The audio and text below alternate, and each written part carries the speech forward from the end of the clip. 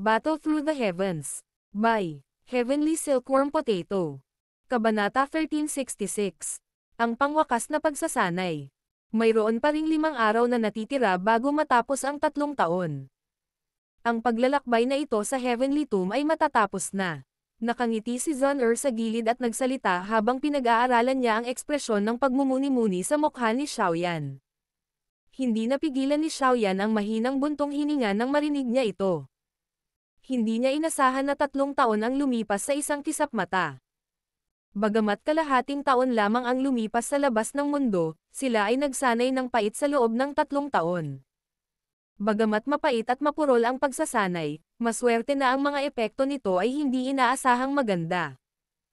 Si Xiaoyan ay umaban pa lamang sa isang 6-star Dao Zone pagkatapos na pumasok sa Heavenly Tomb noon. Gayunpaman, naabot na niya ang rurok ng isang 8-star Dao Zone.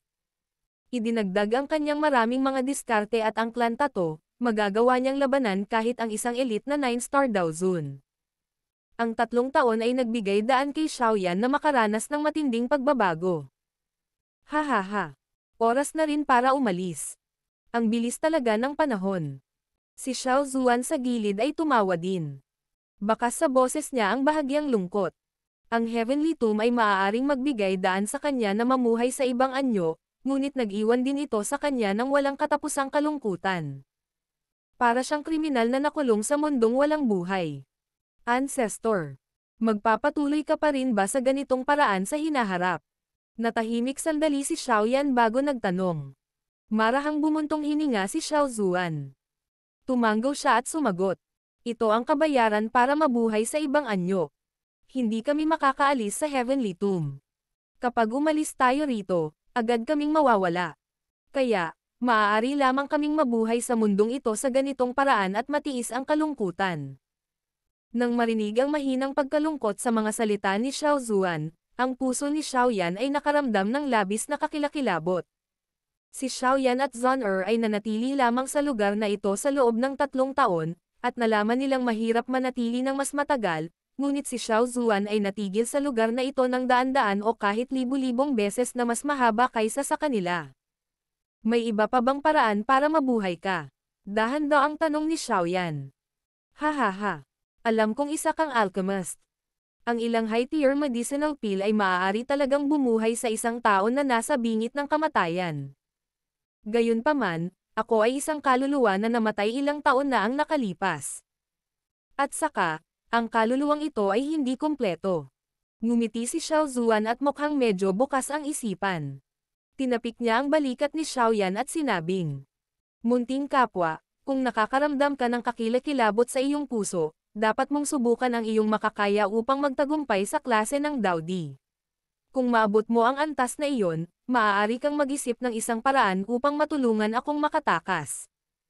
Gayunpaman, walang kabuluhan para sa kasalukuyang iniisip mo. Ang dahilan kung bakit tiniis ko ang kalungkutan at nanatili dito ay hindi dahil sa gusto kong mabuhay muli. Sa halip, umaasa akong maipapasa ko ang bloodline strength ng Xiao Clan. Hindi ko nais na ang bloodline strength ng Xiao Clan ay may libing sa madilim na Heavenly Tomb na ito kasama ko. Nakahinga si Xiaoyan ng malalim na hangin at pinigilan ang namumuong emosyon sa kanyang puso. Alam niyang totoo ang sinasabi ni Xiao Zuan. Kahit na mayroon talagang paraan si Xiaoyan para palayain siya, wala siyang kakayahang gawin iyon. Ancestor mangyaring makatitiyak. Tiyak na babalik ulit ako sa Heavenly Tomb. Gayunpaman, makakalusot na ako sa Dao Sheng class sa susunod na pagbalik ko. Sagot ni Xiaoyan sa malalim na boses. Bagamat napakahirap maabot ang klase ng Dao Sheng, gagawin niya ang kanyang makakaya kahit ano pa ang mangyari. Nakangiti si Xiao Zuan sa isang nasisiyahang paraan habang pinag-aaralan niya ang seryosong mukha ni Xiaoyan. Bigla niyang sinenyasan ang kanyang kamay, at nanginginig ang storage ring ni Xiaoyan. Isang kumpol ng liwanag na kasing laki ng palad ang lumipad at huminto sa harap ni Xiao Zuan. Ito ba? Bahagyang nagulat si Xiaoyan nang makita niya ang bagay na lumutang palabas. Nakita niya ang isang piraso ng jade na kasing laki ng kamao na nakabitin sa light cluster. Isang misteryosong aura ang malabo na lumabas mula rito. Ito ang Insect Queen ng Ancient Devouring Insect. Ang Insect Queen na ito ay umabot na rin sa level na katumbas ng Bansheng class ng mga tao, ngunit ito ay kasalukuyang nasa hibernation. Kung hindi, hindi kayo makakalusot sa energy wall ng ganoon kadali. Ngumiti si Xiao Zuan at sinabihan sila. Reyna ng insekto sa Bansheng class. Namula ang mukha ni Xiao Yan nang marinig ang mga salitang ito. Mabilis na namamanhid ang kamay niya. Ito ay talagang kaso ng mga mangmang na walang takot. Kung alam niya na ang bagay na ito ay nakakatakot, hindi niya ito kinuha dahil sa pagkamausisa. Hindi katakataka na ang mga ancient devouring insects ay naging baliw pagkatapos naming lumabas sa kristal na pader. Ito ay dahil si Senior Brother Xiao Yan ang naglabas ng Insect Queen. Si Zun ay nagtataka rin na tumingin sa jade object at tumawa. Kung pinahintulutan kang ilabas ang bagay na ito at nagising ito, tahimik na papasok ang Insect Queen sa iyong katawan at palihim na lalamunan ang iyong Dao Qi. Maliban kung ang isang elite na Dao Sheng ang namagitan, imposibleng mahanap ito sa loob ng iyong katawan. Nakangiting paliwanag ni Xiao Zuan. Agad na lumitaw ang malamig na pawis sa noo ni Xiao Yan nang marinig niya ito. Naranasan na niya ito minsan. Kahit na ang kasalukuyang siya ay hindi na ang kanyang nakaraan, hindi pa rin niya nais na hawakan ang mga bagay na ito. Buti na lang may matalas na mata si Ninuno. Kung hindi, masasaktan ako ng mapahamak na reyna ng insekto na ito. Nagsalita si Xiao Yan na may takot na namumuo sa kanyang puso. Hahaha. Ang Insect Queen na ito ay talagang magulo. Gayunpaman, ito ang pinakamagandang material para gumawa ng Ancient Insect Emperor Cloth. Ngumiti si Xiao Zuan. Nagsimula siyang magpaliwanag nang makita niya ang hindi siguradong mga mata ni Xiao Yan. Ang Ancient Insect Emperor Cloth ay isang uri ng espesyal na defensive Dao skill. Pagkatapos ng refinement, maaari itong magkaroon ng armor shape na tumatakip sa katawan ng isang tao. Ang bagay na ito ay pinakasikat noong sinaunang panahon. Batay sa aking mga inaasahan, kung ang insektong ito ay gagamitin upang pinuhin ang Ancient Insect Emperor Cloth, malamang na hindi ito makatiis ng isang elite na pag-atake ng Bansheng. Oh! Lumiwanag ang mga mata ni Xiao Yan nang marinig niya na ang hindi mapagkunwari na bagay na ito ay talagang makakatagal sa pag-atake ng isang elite na Bansheng. Ang kanyang katawan ay nagtataglay na ng Dragon Phoenix Ancient Armor. Kung ang Ancient Insect Emperor Cloth na ito ay idinagdag dito, dapat ay mapanatili niya ang kanyang munting buhay kahit na siya ay magtiis ng suntok mula sa isang elite na si Dao Sheng, tama ba? Makakatiyak ka, ipaubaya mo sa akin ang pagpipino ng bagay na ito. Ibibigay ko sa iyo ang Ancient Insect Emperor Cloth bago ka umalis. Ngumiti si Xiao Zuan at sinabi. Ang kasalukuyang dapat mong gamitin ng husto ang oras para gumawa ng isa pang bagay. Anong bagay? Nagtatakang tanong ni Xiao Yan. Upang tapusin ang dalawang miyembro ng Han Clan. Pagkatapos magdusa ng napakalaking pagkawala, hindi basta-basta makakalimutan ito, tama. Ang isang miyembro ng Xiao Clan ay hindi mapagbigay. Nagsalita si Xiao Zuan na may mahinang ngiti. Han Ya at Han Li. Ha? Nanliit ang mga mata ni Xiao Yan matapos makinig sa kanyang ninuno. Sagot niya. Paano ko makakalimutan ang dalawang iyon? Gayunpaman, hindi ko lang alam kung saan sila nagtago sa sandaling ito. Ang kasalukuyang lakas ni Xiao Yan ay tumaas. Kung haharapin niya sina Han Ya at Han Li, magagawa niyang tapusin silang dalawa nang hindi na kailangang ipatawag ang Sky Demon Puppet. Ang tanging nabubuhay na mga individual sa makalangit na libingan ay ang iilan sa kanila. Ang lugar na ito ay puno ng panganib. Mamatay man ang dalawang iyon sa lugar na ito, malamang na walang makakaalam. Ito talaga ang pinakamagandang lokasyon para sa pagpatay. Hanggat nasa Heavenly Tomb pa sila, hindi sila makakatakas sa aking katinoan. Bahagyang ngumiti si Xiao Zuan. Marahan niyang iwinagayway ang kanyang kamay. Pabago-bago ang espasyo sa harapan niya habang unti-unting nabuo ang isang crack line umiling si Xiao Yan. Napaangat ang sulok ng kanyang bibig sa isang malamig na ngiti. Hindi na siya nagsalita pa habang humahakbang pasulong at pumasok sa spatial crack. Sumunod si Zun malapit sa likuran. Napangiti si Xiao Zuan nang makita niyang nawala silang dalawa sa spatial crack. Ito ay maaaring ituring na huling pagsasanay ni Xiao Yan bago umalis. Isang mahinang hamog na enerhiya ang nananatili sa hangin ng walang katapusang lupaing ito. Ang mga katawan ng enerhiya ay paminsan-minsang dumaraan. Sobrang tahimik nila, parang mga multo. Isang figurang nakasuot ng pilak na baluti ang nakaupo sa hangin sa itaas ng magulong guho ng bato.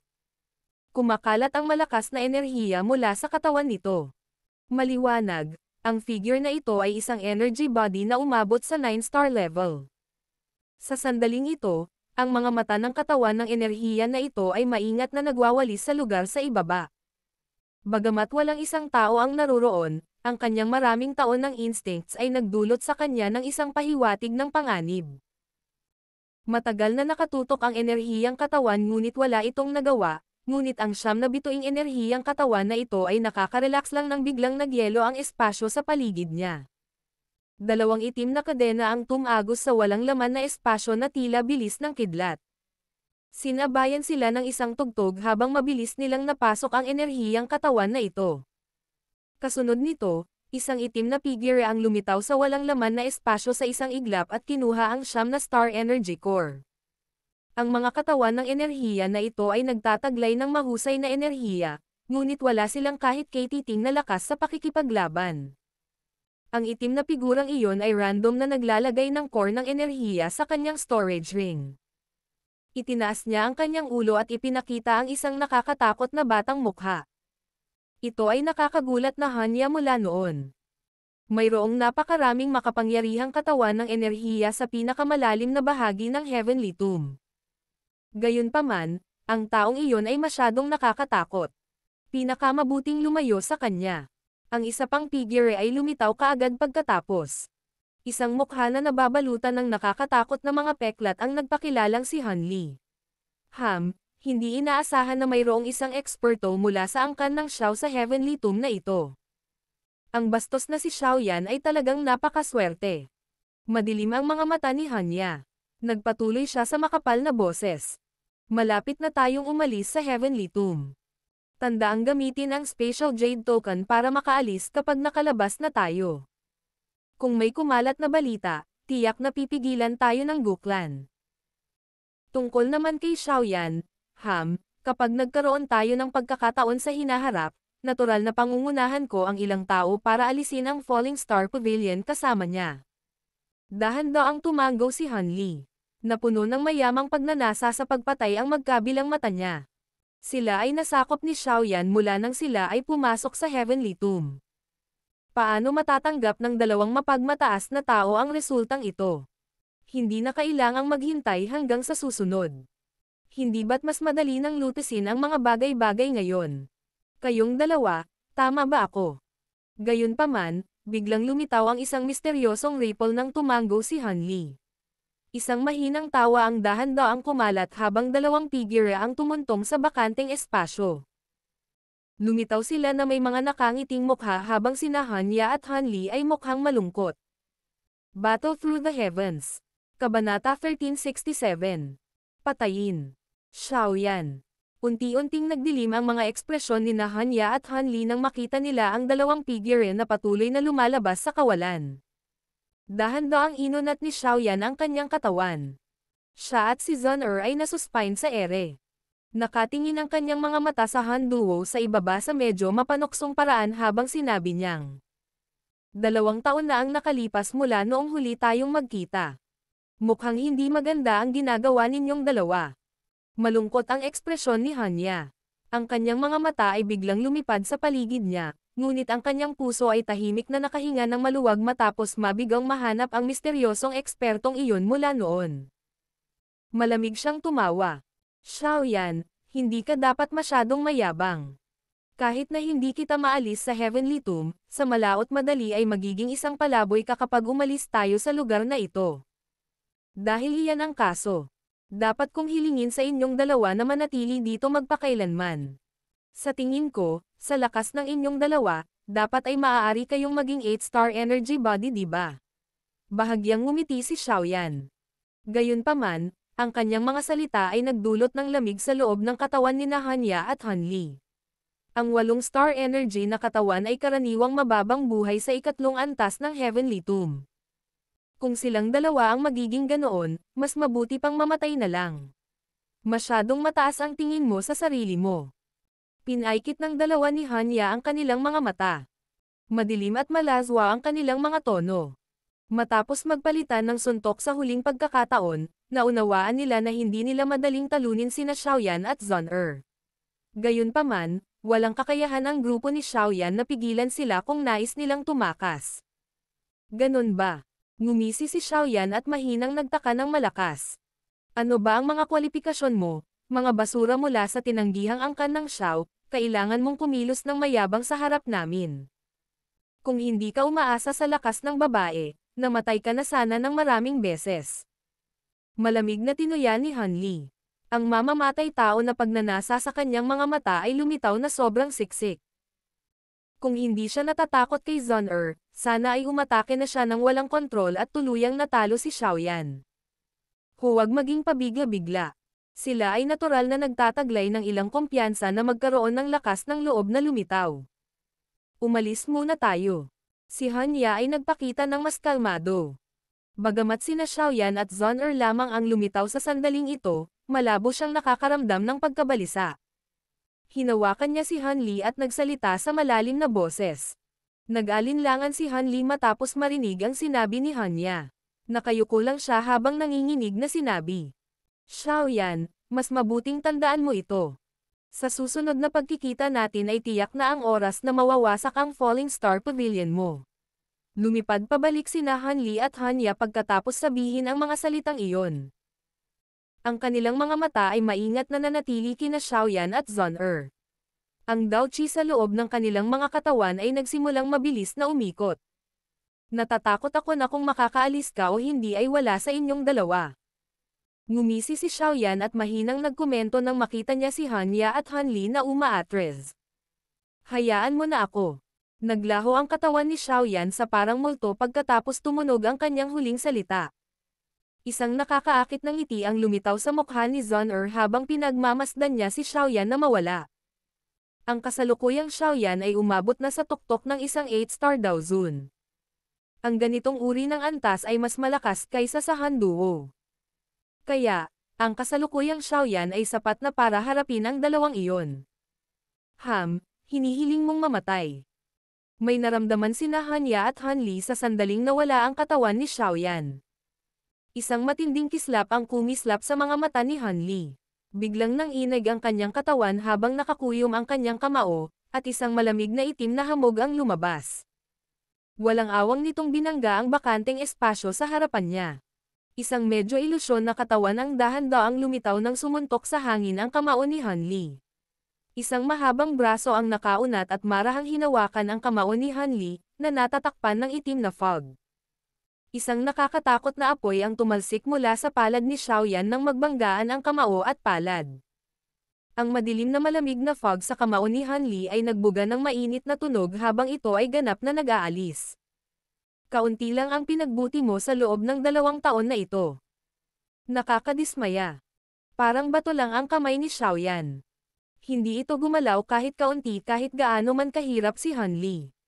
Dahan-daang umiling si Xiaoyan habang pinagmamasdan ang pagbabago ng ekspresyon ni Han Li. Inalog-alog ni Xiaoyan ang kanyang braso at kakaibang nilagpasan ang kamao ni Han Li bago binasag ang dibdib ng kabilang partido ng parang bilis ng kidlat. Isang nakakatakot na puwersa ang biglang sumabog na parang bulkan na matagal nang natimpla ng magkadikit. Bang! Ang mabangis na puwersa ay nagpasindek sa dibdib ni Han Li. Sa pagkakaroon ng napakabigat na suntok, ang ekspresyon ni Han Li ay namutla sa isang iglap. Isang subo ng pulang-pula na dugo ang ligaw na dumura mula sa kanyang bibig. Lumipad pabalik ang kanyang katawan na parang saranggola na may putol na tali. Sa wakas ay humaplos siya sa lupa at bumuo ng 100 metrong gully bago dahan-daang huminto. 8-star Dao Zun. Biglang bumalandra ang gulat sa mukha ni Hanya habang sinulyapan niya si Han Li sa kanal, na nagpupumilit na umakyat sa kanyang mga paa. Parehong puno ng hindi makapaniwala ang kanyang mga mata habang nakatingin kay Xiaoyan.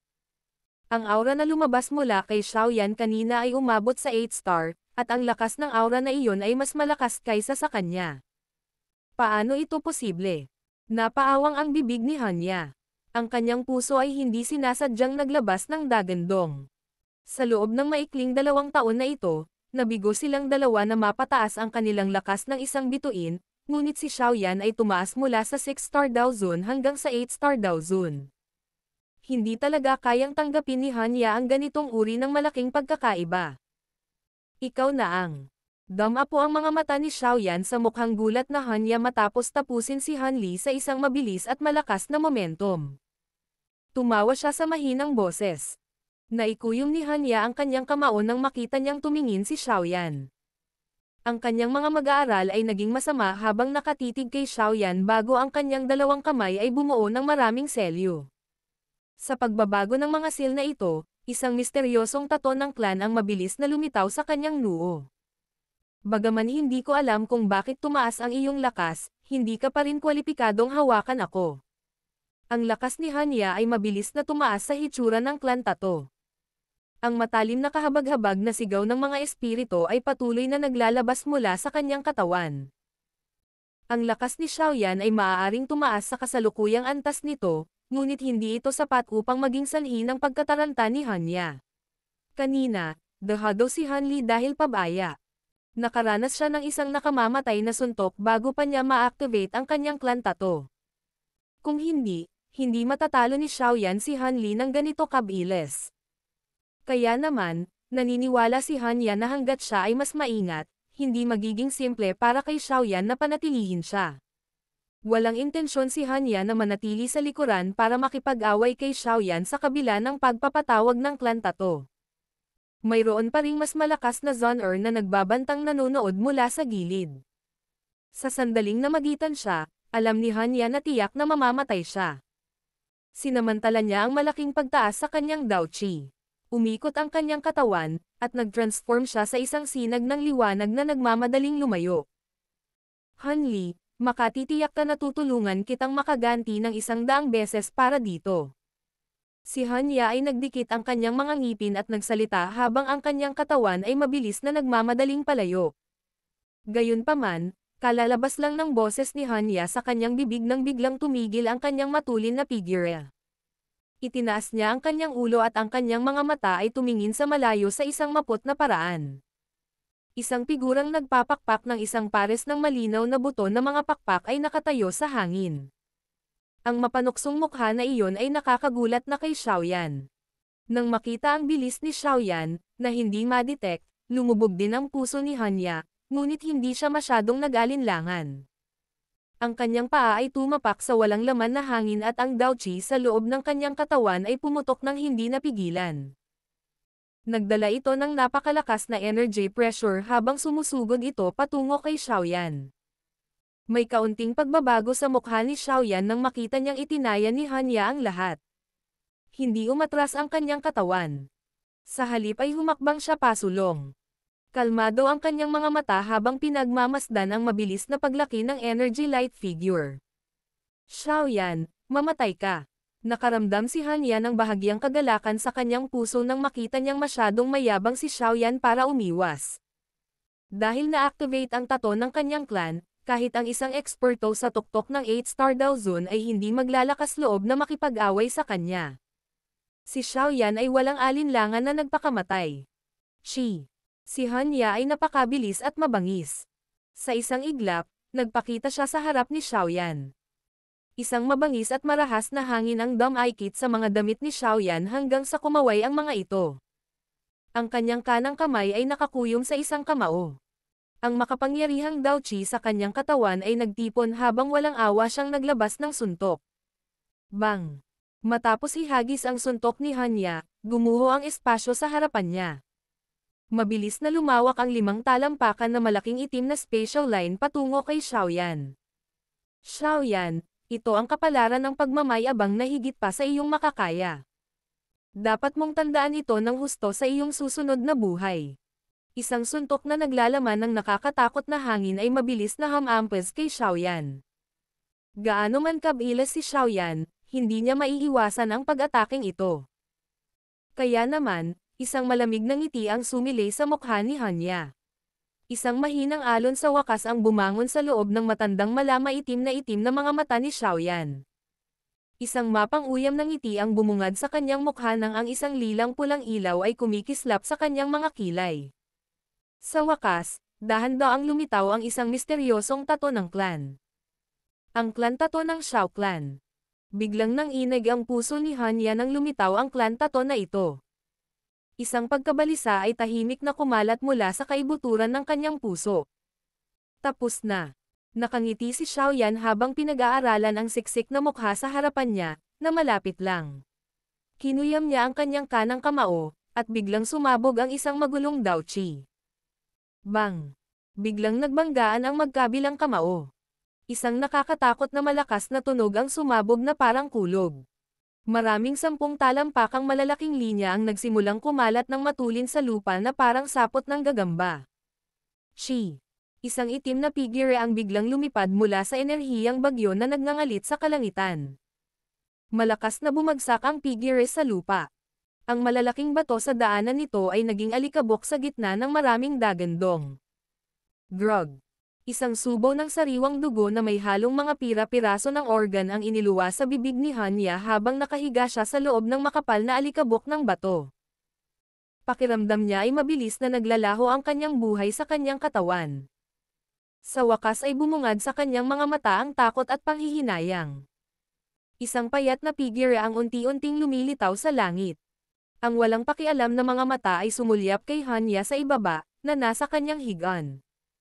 Umiling ang kanyang ulo habang humahakbang sa walang laman na hangin habang dahan-daang naglakad patungo sa magandang figurang iyon sa di kalayuan. Relax, marami pang miyembro ng Han Clan na sasamahan ka sa hinaharap. Ang mga mata ni Hanya ay unti-unting sumuko sa kadiliman habang ang isang walang malasakit na boses ay marahang naililipat sa kanyang mga tainga. Battle Through the Heavens. Kabanata 1368. Pag-alis sa Heavenly Tomb. Bahagyang nagbago ang espasyo sa loob ng isang tahimik na sinaunang bulwagan. Isang lalaki at isang babae ang dahan-daang lumitaw bago lumapag sa bulwagan. Sila ay sina Xiaoyan at Zhon'er, na pumatay kay Han Li at Hanya. Ang laban sa pagkakataong ito ay talagang isang mabilis. Si Xiaoyan ay naglabas ng todo sa parehong pag-atake niya. Gumamit siya ng mabilis at mabangis na taktika para patayin si Han Li na sinundan ni Hanya. Ang duo ni Hanya ay ang 8-star Daozun. Kung magkapit kamay sila, malamang na kahit isang ordinaryong 9-star Daozun ay mahihirapang tapusin silang dalawa. Gayunpaman, ang dalawang ito ay nahuli ng walang pag-iingat, na nag-iiwan sa kanila sa isang dahado. Ang isa sa kanila ay agad na pinatay ni Xiaoyan. Kung hindi, kung talagang ipagsapalaran nilang dalawa ang lahat, kailangan ni Xiaoyan na gumugol ng 1 toneladang pagsisikap para harapin sila. Nanatili sina Xiaoyan at Zhon'er ng ilang araw sa labas pagkatapos patayin sina Hanya at Han Li. Noon lamang sila bumalik sa sinaunang bulwagan na ito. Bumalik na kayo. Kalalabas lang nina Xiaoyan at Zhon'er sa malaking bulwagan nang unti-unting lumitaw ang figure ni Xiao Zuan sa kanilang harapan. Hindi siya nagtanong tungkol sa resulta ng biyahe. Ikinuyom niya ang kanyang kamay at isang maputlang itim na glow ang lumitaw dito. Bigla niya itong inihagis kay Xiaoyan. Kunin mo ito. Ito ang Ancient Insect Emperor Cloth. Ang bagay na ito ay maaaring isuot sa iyong katawan, at ito ay maaaring maging ordinaryong damit anumang oras. Bagamat kailangan nitong patuloy na suportahan ito ni Daochi, maaari itong patuloy na magdepensa laban sa anumang pag-atake. Iniabot ni Xiaoyan ang kanyang kamay at tinanggap ang kumpol ng itim na liwanag. Marahan niya itong hinawakan at isang makinis na parang seda na pakiramdam ang lumitaw sa kanyang kamay. Ito ay lubos na komportable. Magpatak ng isang patak ng essence blood dito at maiimbak mo ito sa iyong katawan. Ngumiti si Xiao Zuan at pinaalalahanan siya. Ginawa ni Xiaoyan ang sinabi sa kanya nang marinig niya ang paalala ni Xiao Zuan. Tumulo siya ng isang patak ng essence blood sa itim na ilaw at agad na kumislot ang damit. Tila likido ito habang gumagalaw sa kamay ni Xiaoyan at sumanib sa kanyang palad. Nang sumanib ang itim na liwanag na iyon sa katawan ni Xiaoyan, agad niyang naramdaman ang kakaibang enerhiyang kumakalat sa kanyang balat na parang web. Tinakpan nito ang bawat sulok ng kanyang katawan. Nanginginig ang kanyang puso at isang bahagyang itim na liwanag ang lumabas sa kanyang balat. Mabilis itong nakaporma ng hindi mahahalata na itim na damit. Ito ba ang Ancient Insect Emperor Cloth? Ito ba ay talagang misteryoso? Dahan-daang hinimas ng palad ni Xiaoyan ang itim na damit sa kanyang katawan. Ang malambot na material ay nagbigay kay Xiaoyan ng sobrang matigas na pakiramdam. Hindi niya sinasadyang pinuri ang tela. Hahaha. Ang Ancient Insect Emperor Cloth na ito ay isang bagay na dapat taglayin ng maraming eksperto, lalo na ang Insect Emperor Cloth na napino mula sa Insect Queen. Ang halaga nito ay hindi bababa sa isang Tian class na Dao skill, at ito ay isang bihirang bagay na makukuha lamang ng isang tao sa pamamagitan ng swerte. Kung tutuusin, ang isang makapangyarihang pag-iral tulad ng Insect Queen ay hindi basta-basta nais na makuha. Hinimas ni Xiao Zuan ang kanyang balbas at tumawa. Tumango si Xiaoyan. Bagamat ang Ancient Insect Emperor Cloth na ito ay nangangailangan ng Dao Qi na mapanatili, ang pagkapagod na ito ay hindi gaanong pabigat para kay Xiaoyan dahil mayroon siyang isang quasi-Tian class Qi method. Kaya, ang Insect Emperor Cloth na ito ay maaaring patuloy na manatili sa kanyang katawan. Sa makatuwid, ang anumang hindi inaasahang sneak attack ay maaaring malutas nito. Mababawasan talaga ang problemang kakaharapin niya. Pagkatapos ng pagbilang ng mga araw, dapat ay aalis ka sa Heavenly Tomb ngayon. Bahagyang ngumiti si Xiao Zuan habang pinapanood niya si Xiaoyan na naglalaro ng Insect Emperor Cloth. Natahimik siya saglit bago siya muling nagsalita. Napalayo ang mga mata ni Xiaoyan sa Insect Emperor Cloth habang dahan-dahan siyang tumango. Marahang bumuntong hininga si Xiaoyan, ngunit wala siyang sinabi. Sa isang iglap, medyo naging solemn na ang kapaligiran sa malaking bulwagan. Sa huli ay kailangan mong umalis. Ikaw ang tanging pag-asa para sa angkan ng Xiao. Ngumisi si Xiao Zuan at umiling. Tinapik niya ang balikat ni Xiaoyan at tumawa. Munting kapwa, hihintayin kitang bumalik sa Heavenly Tomb. Sa oras na iyon, gusto kong makita kung bibiguin mo ako. Ancestor, makasigurado ka. Si Xiaoyan ay walang mukha na pupunta at makita ka bago ako makarating sa Daosheng class. Nagsalita si Xiaoyan sa malalim na boses. Nagpakita si Xiao Zuan ng isang nasisiyahang ekspresyon habang dahan-dahan siyang tumango. Si Zhon sa gilid ay pinanood ang dalawa na nag-uusap. Bigla siyang naputol pagkaraan ng mahabang panahon. Senior Brother Xiaoyan, tapos na ang oras. Napatigil ang dalawa, na masayang nagkukwentuhan, nang marinig nila ang sinabi ni Zhon. Saglit na natahimik si Xiaoyan bago itinaas ang kanyang mga kamay kay Xiao Zuan bago siya yumuko. Munting kapwa. Ang kinabukasan ng Xiao clan ay nakasalalay sa iyo. Ngumiti si Xiao Zuan at mahinang sinabi. Mariing tumango si Xiaoyan. Magsasalita pa lang sana siya nang biglang naramdaman niyang nagiba-iba ang paligid. Ang isang puwersa ng pagsipsip na hindi mapaglabanan ay ipinadala mula sa nakapalibot na espasyo. Tila pilit nitong hinihigop ang espasyo mismo. Ancestor, mag-ingat. Siguradong gagawa si Xiaoyan ng paraan para makatakas ka. Nang maramdaman ni Xiaoyan ang malakas na puwersa ng pagsipsip, nalaman ni Xiaoyan na tapos na ang 3 taon. Ang Heavenly Tomb ay pilit na pinaalis ang lahat. Kakarinig pa lang ng boses ni Xiaoyan nang biglang napunit ang isang malaking puwang. Isang suction force ang sumabog at mabangis na nilamon sina Xiaoyan at Zhon. Napangiti si Xiao Zuan sa masayang paraan habang pinagmamasdan ang lugar kung saan nawala sina Xiaoyan at Zhon. Pagkatapos nito, marahan siyang bamantong hininga at bamulong. Mga ninuno ng angkan ng Xiao, tiyak na pagpalain mo ang munting lalaking ito. Ang pagkawasak o muling pagkabuhay ng Xiao clan ay ganap na umaasa sa kanya. Maraming figure ang nasuspine sa kalangitan sa itaas ng luntiang hanay ng bundok. Nakatuon ang kanilang mga mata sa magulong espasyo. Elder Tung Zuan, ang 3 taong limitasyon sa oras ay dapat na hanggang ngayon, tama ba? Isang figure sa isang lugar sa kalangitan ang nagtanong sa isang matanda na nakasuot ng kulay abu-kayumangging damit. Oo. Walang pakialam na tumango si Elder Tung Zuan. Pinagmasdan ng kanyang mga mata ang distorted space. Ang kanyang puso ay katulad din ng bahagyang pagkabalisa. Malinaw na alam niya ang panganib sa loob ng Heavenly Tomb. Kung may anumang hindi kanais-nais na mangyari sa ilang kabataang individual mula sa Gu clan, ang Gu Clan ay talagang magdurusa ng malaking pagkawala. Iniisip ko kung sino ang makakaranas ng pinakamalaking pagpapabuti sa pagkakataong ito. Hinaplos ng isang elder ng Gu Clan ang kanyang balbas at tumawa. Ito ay depende sa kanilang sariling kapalaran. She. Habang ang maraming figure sa hangin ay nag-uusap sa isa't isa, isang itim na spatial mark ang biglang bumukas. Ilang tao ang sumugod sa isang iglap. Sila ay mula sa angkan ng Lei. Tila hindi sila masyadong nagdusa. Unti-unting tumango ang mga nakapaligid na figure nang makita ang dalawang figure na unang lumitaw.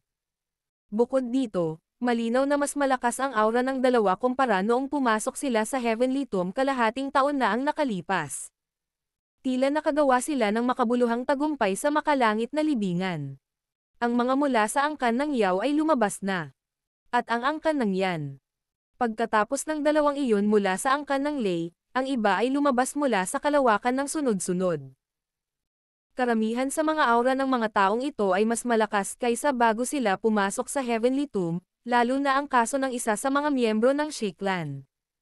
Siya ay sumulong mula sa isang 7-star hanggang sa 8-star daw zone. Nagdulot ito ng pagkainggit sa marami. Shi. Isa pang spatial crack ang lumitaw sa harap ng mga mata ng lahat.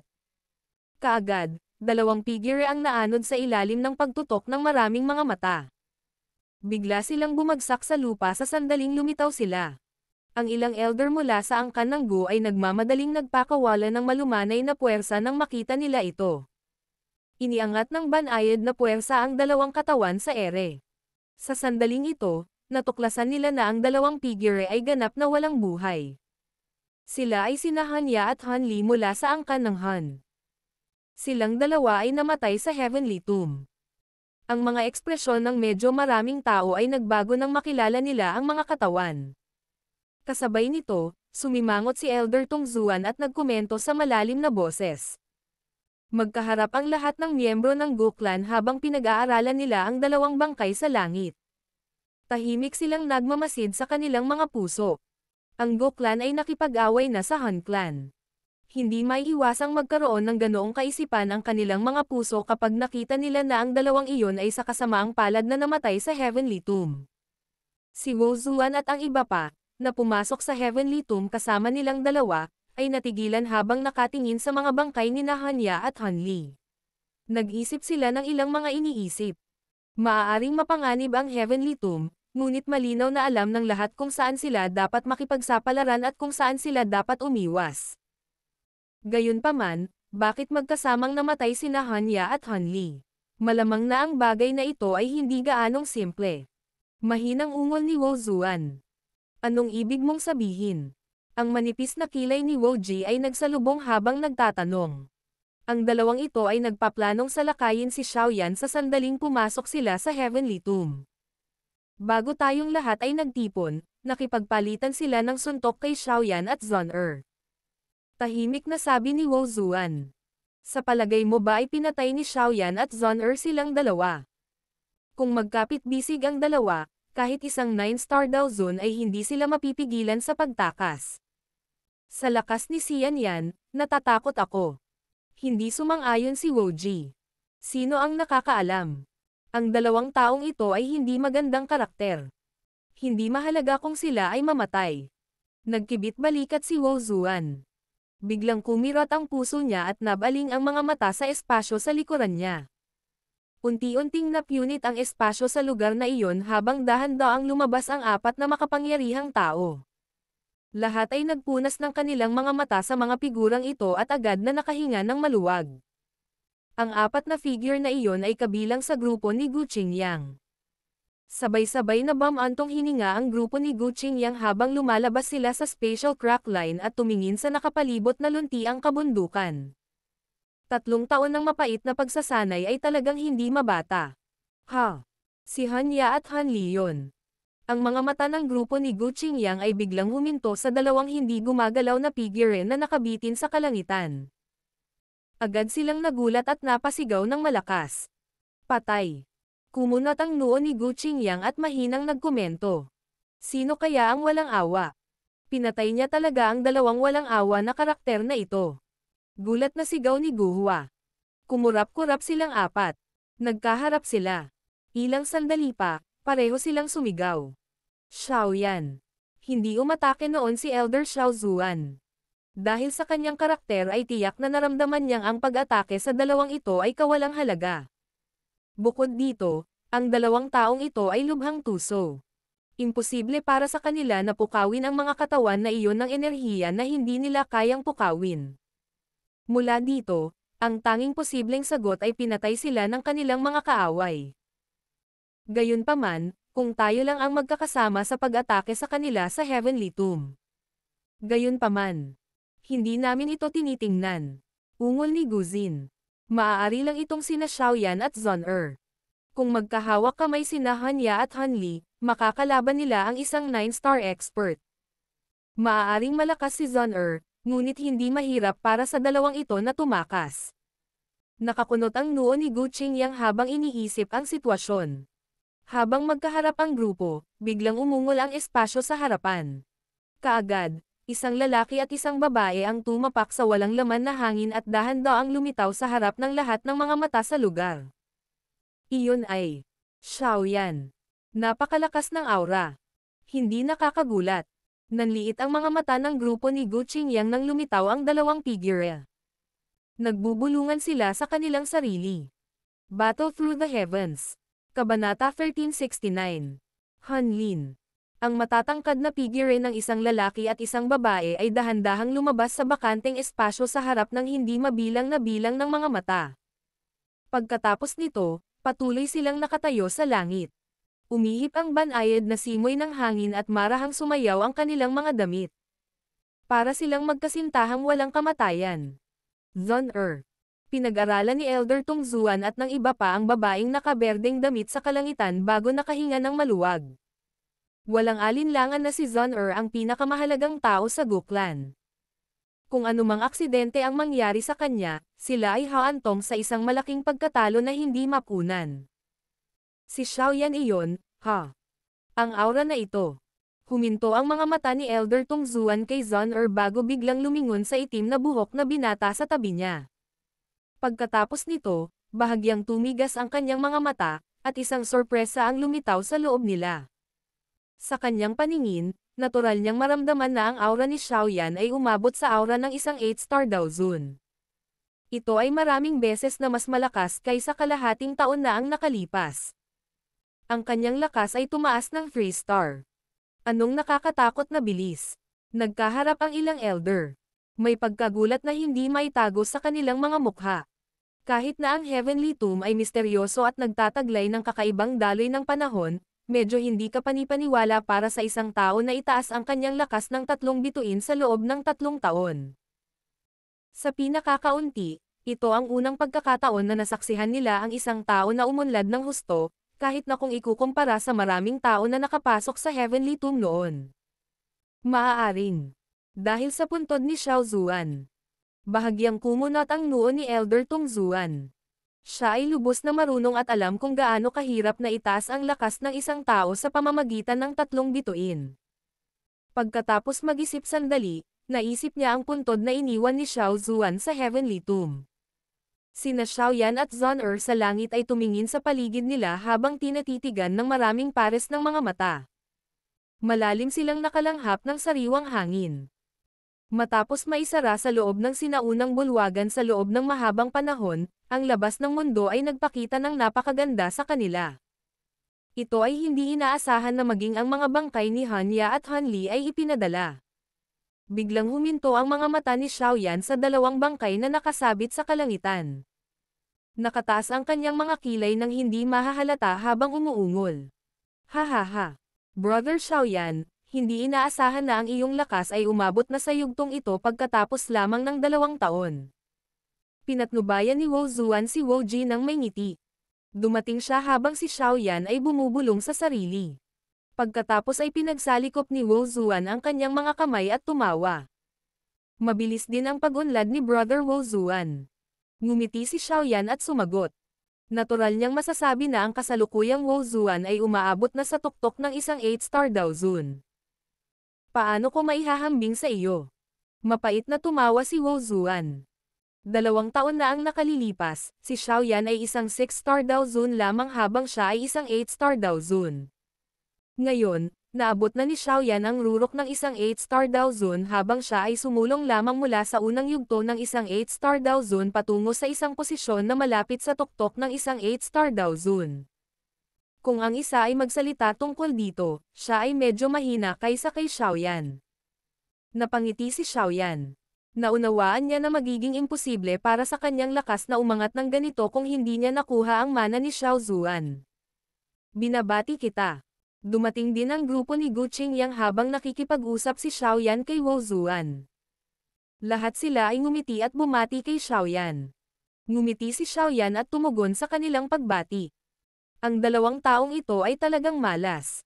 Sinulyapan ni Gu Qingyang ang 2 nagyayelong bangkay na nakabitin sa kalangitan bago siya biglang nagkomento. Nagsalubong ang kilay ni Xiaoyan nang marinig niya ito. Agad siyang sumagot ng hindi nag-iiwan ng bakas. Maaari itong ituring na kabayaran. Nang marinig ang tugon ni Xiaoyan, maaaring hulaan ni Gu Qingyang na ang usapin ng pagkamatay ng Han Duo ay malamang na may kaugnayan kay Xiaoyan, lalo na't ang kanyang lakas ay tumaas. Kung nakipagkamay siya kay Zun hindi imposibleng patayin sina Hanya at Han Li. Malamang na medyo magulo ang bagay na ito. May nagbabantay dito mula sa angkan ng Han para sa hitsura ni Hanya at Han Li. Mahinang sabi ni Gu Qingyang. Nang inag ang puso ni Xiaoyan nang marinig niya ang mga salitang ito. Magsasalita pa lang sana siya nang biglang may nakita siyang 2 itim na fog na sumusugod mula sa malayong langit na parang mga itim na dragon. Lumitaw sila sa tabi ng 2 nagyayelong bangkay makalipas ang ilang sandali. Hanya, Han Li, nanginginig ang 2 itim na fog. Nag-transform sila sa 2 matandang lalaki na nakasuot ng itim na nakatitig sa mga bangkay ni Hanya at Han Li. Parang tinamaan sila ng kidlat. Wala sa kanila ang inaasahan na ang 2, na pumasok sa Heavenly Tomb, ay talagang mamamatay. Nagmamadali ding umatras ang mga tao sa paligid nang makita nilang namumula ang mga mata. Natatakot sila na baka biglang mabaliw ang 2 matandang ito. Ho! Namula ang mata ng 2 matandang nakasuot ng itim na damit, at nagsimula silang humihingal na parang toro. Ilang sandali pa, bigla silang nagpalitan ng tingin.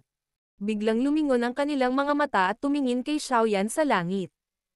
Bago pumasok sina Hanya at Han Li sa Heavenly Tomb, alam nila na sina Hanya at Han Li ay nagpaplanong patayin si Xiaoyan sa Heavenly Tomb. Gayunpaman, si Xiaoyan ay kasalukuyang maayos at ang kanyang lakas ay tumaas pa. Sa kabilang banda, sina Hanya at Han Li ay napunta sa isang miserableng kapalaran. Ang eksenang ito ay naging dahilan upang agad nilang ilagay ang kanilang pagdududa kay Xiaoyan. Xiaoyan. Marahas na tinitigan nilang 2 si Xiaoyan. Ilang sandali pa, isa sa kanila ang hindi na nakatiis. Isang galit na dagandong na naglalaman ng nakamamatay na pagnanasa ay umalangaw-ngaw sa kalangitan. Ipinikit ni Xiaoyan ang kanyang kalmadong mga mata nang marinig niya ang dagandong. Nagtanong siya sa mahinang boses. May gusto ka bang sabihin? Isang buhay para sa isang buhay. Lubhang madilim ang ekspresyon ng lalaking iyon na nakasuot ng itim na damit. Nanginginig ang kanyang manggas matapos tumunog ang kanyang huling salita.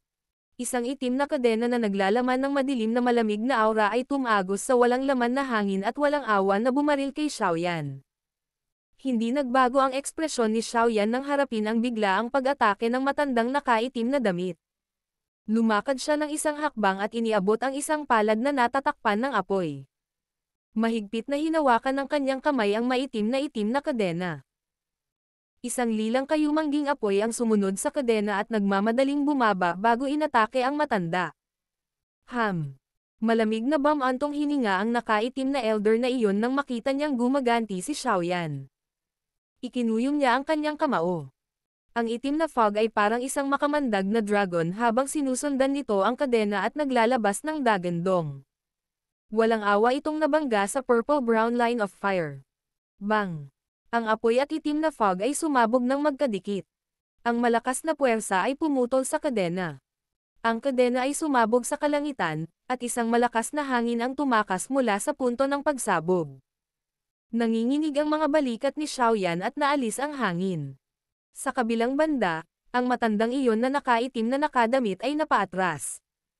Maliwanag, siya ay dahado sa palitan na ito. Matanda, ang isang tao ay hindi dapat kumilos ng walang kahihiyan.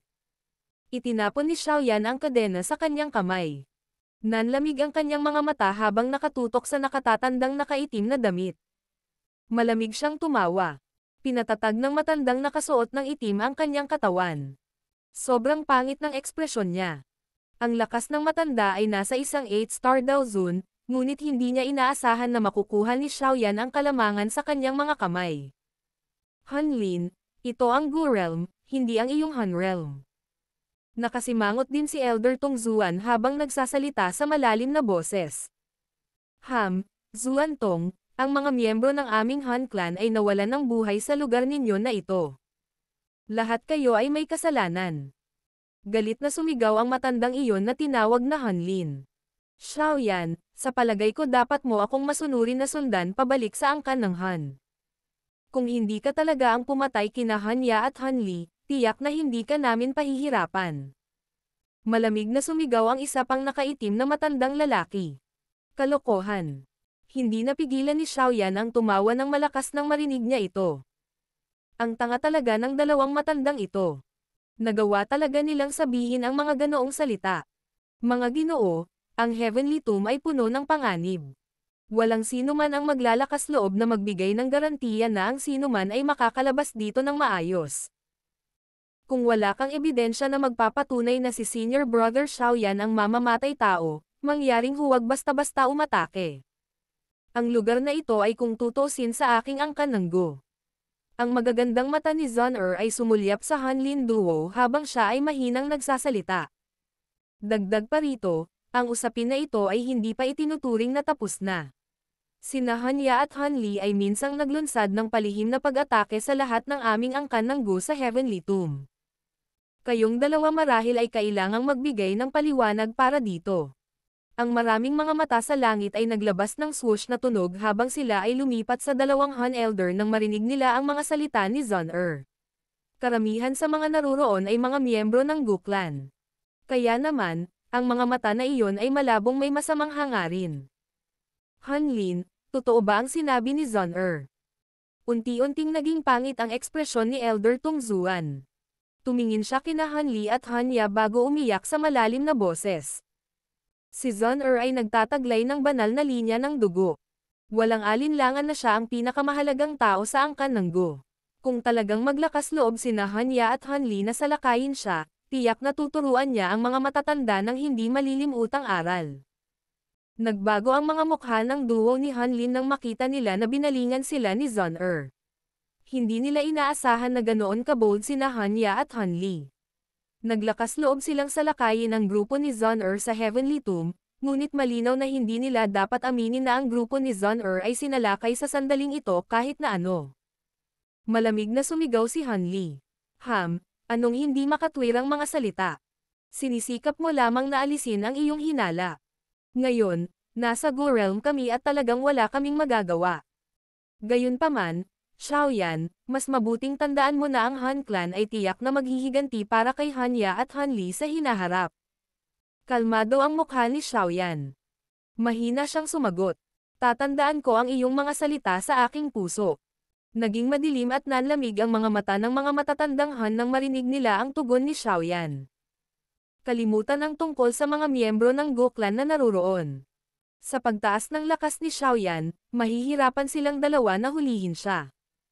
Ang tanging magagawa nila ay iwagayway ang kanilang mga kamay at hawakan ang mga bangkay ni Hanli at Hanya.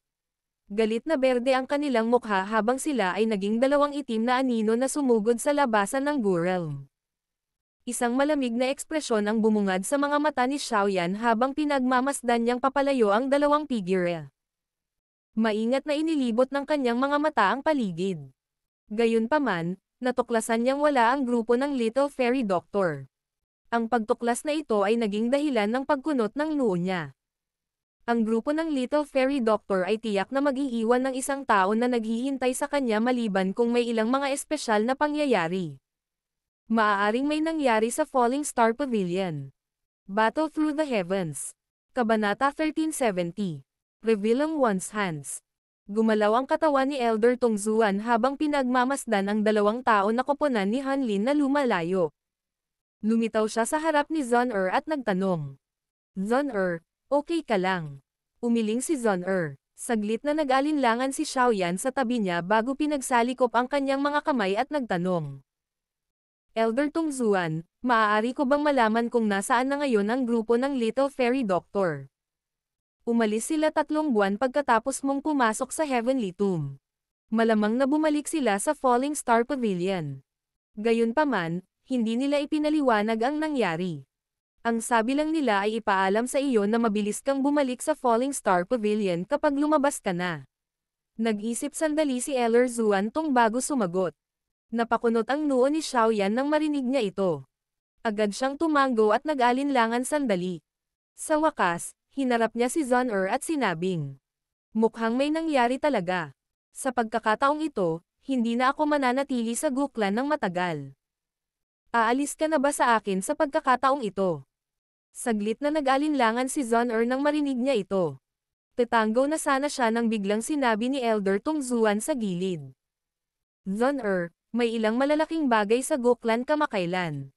Pagkatapos ng talakayan ng mga elder, hindi ka dapat umalis sa Gu-realm. Anong nangyari? Napakunot ang noo ni Zon-er habang nagtatanong. Saglit na nag-alinlangan si Elder Tongzuan. Napatingin siya kay Xiaoyan. May sasabihin pa sana siya nang walang pakialam na sinabi ni Zon-er. Elder Tongzuan, sabihin mo lang kung ano ang sasabihin mo. Walang mga tagalabas dito. Walang magawang tumango si Elder Tongzuan nang marinig niya ang mga salita ni Zon-er. Marahan niyang sinagot. Biglang isinara ang kaharian ng Ling Realm. Isinara. Nagulat sina Xiaoyan at Zon-er. Agad na nagbago ang ekspresyon ni Zon-er. Ito ang angkan ng Ling. Saglit na napaisip si Xiaoyan nang makita niya ang pagbabago sa ekspresyon ni Zon-er. Nagkaintindihan siya. Ang Ling Realm na ito ay malamang na ang kaharian kung saan naninirahan ang Ling Clan, na isa sa 8 sinaunang clan. Bakit biglang isinara ang Ling Realm? Hindi nakapagtataka na ang angkan ng Ling ay hindi nagpadala ng sino man sa Heavenly Tomb sa pagkakataong ito. Nakakunot ang noo ni Zon-er habang nagsasalita. Wala kaming ideya. Nagpadala kami ng mga eksperto upang mag-imbestiga, ngunit nabigo kaming makakuha ng kahit kay-titing na balita. Ang espasyo kung saan orihinal na kinalalagyan ng Ling Realm ay ganap na nawala. Kahit na matapos ang ilang elder sa loob ng clan ay nagsiyasat, wala silang natuklasan. Na para bang ang Ling Realm ay ganap na nakatago. Nakakunot ang noo ni Elder Tongzuan habang ipinapaliwanag niya ang sitwasyon. Maliwanag, ang hindi pangkaraniwang bagay na ito ay talagang nakalilito. Pagtatatak sa kaharian at pagtatago nito. Tiyak na hindi nila ito gagawin maliban kung makatagpo sila ng isang napakalaking bagay. Maaaring ang angkan ng Ling ay nakatagpo ng napakalaking problema na kahit na sila ay hindi kayang lutisin ito. Mahinang ungol ni Zon-er. Hindi ako sigurado tungkol dito. Bagamat ang angkan ng Ling ay nagpapakita ng mga palatandaan ng paghina sa mga taong ito at bihirang makipag-ugnayan sa amin, nagtataglay pa rin sila ng isang napakayaman na pundasyon. Kahit na ang angkan ng Gu, bilang isa pa sa 8 sinaunang angkan, ay mahihirapang pilitin sila sa ganoong kalagayan. Ang mga kilay ni Elder Tongzuan ay naglalaman ng kaunting pag-aalala habang siya ay nagpapatuloy. Ginagawa ng pinuno ng clan at ng iba pa ang lahat ng kanilang makakaya upang imbestigahan ang bagay na ito. Kung talagang nakatagpo ng kaunting sakuna ang angkan ng Ling, kailangan nating gumawa ng karagdagang pag-iingat. Kaya, natatakot ako na hindi ka makakaalis sa Gu-realm sa panahong ito. Pinulot ni Zon-er ang kanyang maliit na bibig. Ang kanyang mukha ay naging isang maliit na libingan. Ito ang unang pagkakataon sa loob ng maraming taon na ang isang sinaunang angkan ay talagang tinatakan ang kanilang kaharian upang itago ang kanilang mga sarili. Ang ganitong uri ng hindi inaasahang bagay ay naging dahilan upang maging mabigat ang puso ng isang tao. Zon-er, dahil hindi ngayon ang tamang oras, dapat kang manatili sa Gu-realm na ito. Ang lugar na ito ang pinakaligtas. Kumunat ang noo ni Xiaoyan at nag-isip sandali bago siya nagsalita ng may seryosong ekspresyon. Hindi siya pamilyar sa tinatawag na Ling Clan. Kaya, Hindi niya alam kung gaano kakilakilabot ang kanilang lakas, ngunit dahil maaari silang ituring na isa sa mga sinaunang angkan, malamang na sila ay hindi pangkaraniwan. Okay pa rin kung makatagpo sila ng isang disaster na hindi nauugnay sa tao. Kung ito ay isang kalamidad na gawa ng tao, ito ay medyo nakakagulat. Nakahinga ng maluwag si Elder Tongzuan sa gilid nang marinig niya ang mga salita ni Xiaoyan. Saglit na nag-alinlangan si Zon-er bago marahang tumango. Nakatingin ang maganda niyang mga mata kay Xiaoyan habang sinabi niya. Kung ganoon, dapat mag-ingat si Senior Brother Xiaoyan sa labas. Lalong lumalalim ang awayan sa pagitan ng Han Clan at ikaw. Walang kasiguraduhan kung kailan sila magpapadala ng tunay na eksperto. Relax. Ngumiti si Xiaoyan at sumagot. Hahaha. Batang kaibigan na si Xiaoyan, mangyaring manatili sa Gurel ng isang gabi. Ipapadala ka ng aming Guklan at ang lahat sa labas ng Gurel bukas. Ngumisi si Tongzuan habang nagsasalita. Hindi tinutulan ni Xiaoyan ang pagsasaayos ni Elder Tongzuan. Kakailanganin niya ang Guklan na buksan ang special door kung gusto niyang umalis. Kaya naman agad siyang tumango. Ang liwanag ng buwan ay parang tubig habang ito ay nakakalat mula sa langit at tinakpan ang malago at tahimik na bulubundukin. Nakatayo si Xiaoyan habang nasa likod ang kanyang mga kamay sa harap ng isang tahimik na bahay na kawayan. Pinagmasdan niya ang maliwanag na buwan sa kalangitan at nakaramdam ng kalungkutan sa kanyang puso. Bagamat kalahating taon pa lang ang lumipas sa labas ng mundo. 3 taon na niyang kasama si Zon-er sa Heavenly Tomb. Ang 3 taong ito ng pagsasama ay naging dahilan upang masanay siya na nasa tabi niya ito.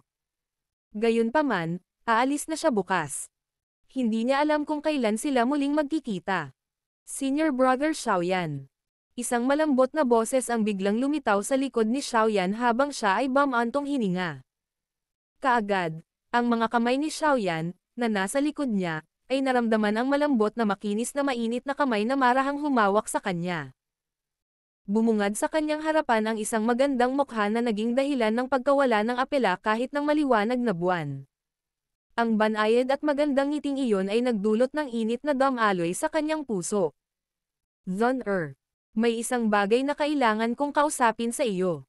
Saglit na nag-alinlangan si Xiaoyan habang hinahanap niya ang magandang mukha na iyon bago siya tuluyang nagsalita. Ang mahahabang pilik mata ni Zon-er ay nag-flutter nang marinig niya ang mga salita ni Xiaoyan. Ang kanyang mukha ay nakasandal sa dibdib ni Xiaoyan habang siya ay mahinang nagtanong. May kinalaman ba ito kay Kailin? Malinaw na naramdaman ni Zon-er na medyo nanigas ang katawan ni Xiaoyan nang sabihin niya ang mga salitang iyon. Inangat niya ang kanyang magandang mukha at nakita ang inaasahan, isang nakatulala na mukha. Ikaw. Alam mo ba ang tungkol dito? Pinag-aralan ni Xiaoyan ang nakangiting mukha ni Zon-er na naglalaman ng palihim habang siya ay napabulalas sa gulat. Nag-aalala ako sa iyo at makakapag-relax lang ako pagkatapos makakuha ng impormasyon tungkol sa iyo. Dahil sa katayuan ko sa Guklan, may mga taong magkukusa na maghatid ng anumang impormasyon tungkol sa iyo sa akin. Kasama si Kailin sa impormasyong ito. Mahinang ungol ni Zon-er.